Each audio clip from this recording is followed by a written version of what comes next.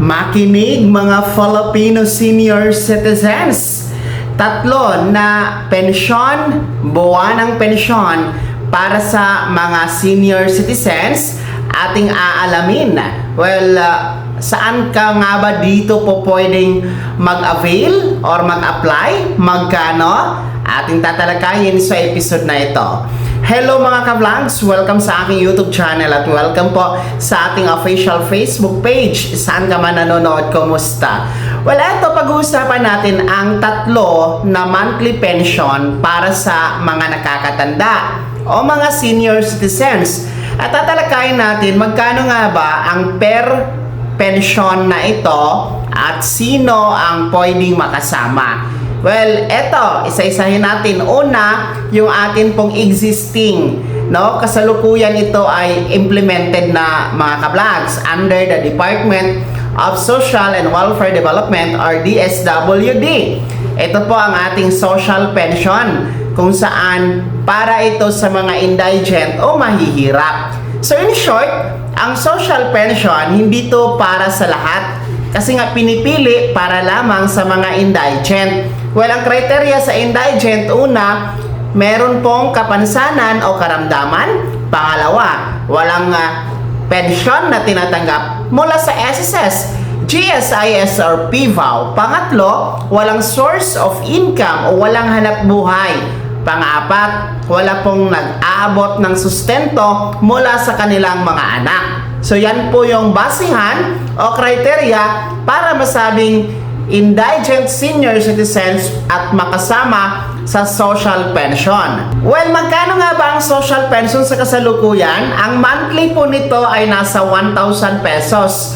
Ang payout niya po ay tuwing ikatatlong buwan o quarterly na nagkakahalaga ng 3,000 piso. So, ibig sabihin, sa loob ng isang taon, 4 na beses kang makakatanggap kasi per quarter. Total of 12,000 pesos. So, kung indigent naman kayo, mag-apply kayo no, sa OSCA na nasa LGU ninyo o di kayo naman po sa inyong Barangay Senior Citizen Association, i-approach nyo po no, nang sa ganun ay evaluate kayo kung kayo ay pasok sa pagiging indigent. Ha? Una yan, social pension.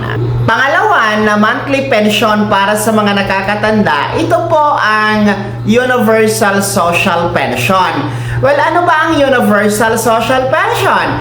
Ito po yung panukalang batas na naglalayong magbigay ng buwanang pensyon para sa lahat ng mga senior citizens.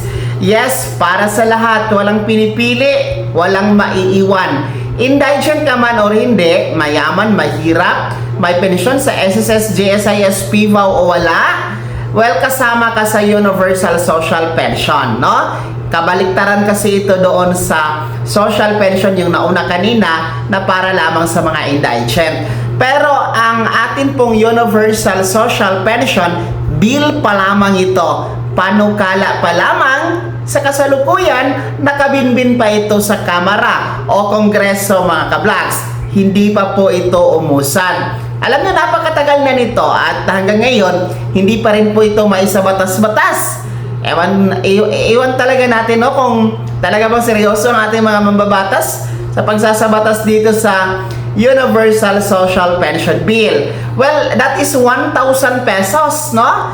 1,000 pesos monthly pension din po yan. And a total of 12,000 pesos sa loob ng isang taon. Actually, pareho lang naman ang amount doon sa social pension. 1,000 piso din po monthly. Pero ulitin ko, ang Universal Social Pension bill pa lamang, panukala pa lamang, nasa batas pa yan, mga lolo at lola. Pangatlo na monthly pension na para sa mga nakakatanda, well, ito po yung House Bill 5068 na kung saan final po ito ni Pampanga Representative Lasaten. Well, ano ba itong 5068 na House Bill? Ito po yung final, I think mga 2 months ago pa lang. Bago pa lang ito na House Bill actually mga ka-vlogs, no?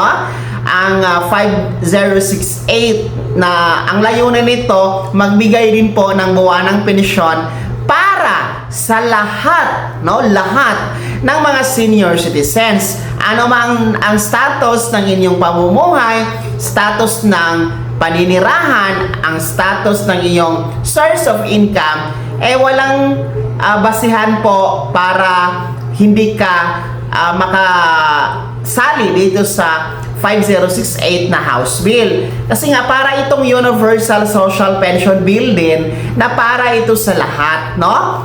Ikaw ba may SSS pension, GSI, PIBAW pension o wala, kasama ka. No? Indigent or hindi, kasama ka. May source of income o wala, kasama ka. In short, mayaman o mahirap din, kasama. Walang pipiliin, walang mahihirap. Napakaganda dito. At isa pa sa napakaganda dito sa House Bill 5068, ito po ay 2,000 piso na monthly pension.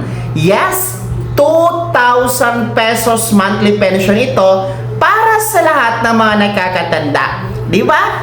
Mas maganda pa doon sa Universal Social Pension Bill, which is 1,000 pesos lang yon monthly, mga ka-vlogs. Well, sa ngayon, ang House Bill 5068 ay bill pa lamang, no? Panukala pa lamang ito.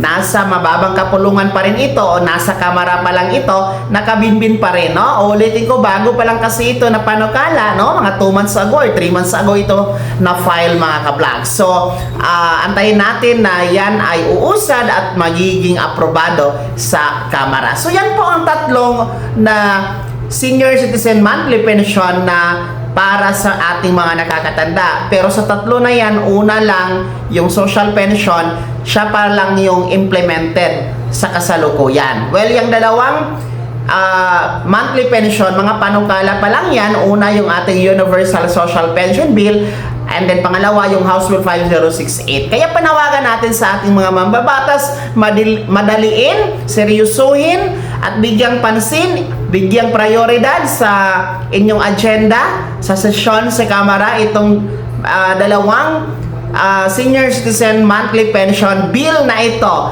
nang sa ganon mapakinabangan at makukuha ng ating mga nakakatanda. Sa ganang akin, mga ka-vlogs, no, sa sarili pong opinion, well, napakaganda ng mga house bill kasi, napakaganda ng mga pinanukalang batas tungkol sa monthly pension, mga benepisyo sa ating mga nakakatanda. Well, siguro lang, ang kulang lang talaga dito yung pag-push o pag-seryoso ng ating mga mambabatas.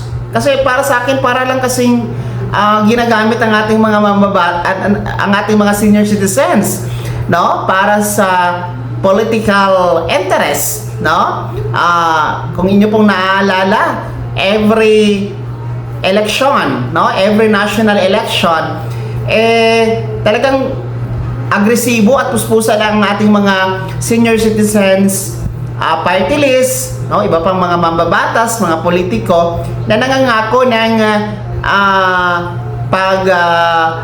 pasa, no? Ng Universal Social Pension Bill. Pero at the end, no, wala pa rin. Kaya sana ngayong 20th Congress matupad na ito, no? Bago pa man ang 2028 national election. Well, anyway, kayo mga senior citizens, tandaan nyo lang po, no? Ang mga grupo, ang mga politiko natin na sumusuporta sa inyo, yun din po yung susuportahan ninyo, di ba? So, wag na kayong susuporta doon sa mga puro pangako. Hanggang ngayon, wala naman. Kaya naman, mga senior citizens, sa inyong komento at reaksyon sa balitang ito, no? Alin ba sa tatlong monthly pension ang nabanggit ko na mas gusto nyo? Ibahagi nyo po sa comment section na nasa baba. Maraming salamat sa panonood. God bless. Mag-ingat, mga ka-vlogs.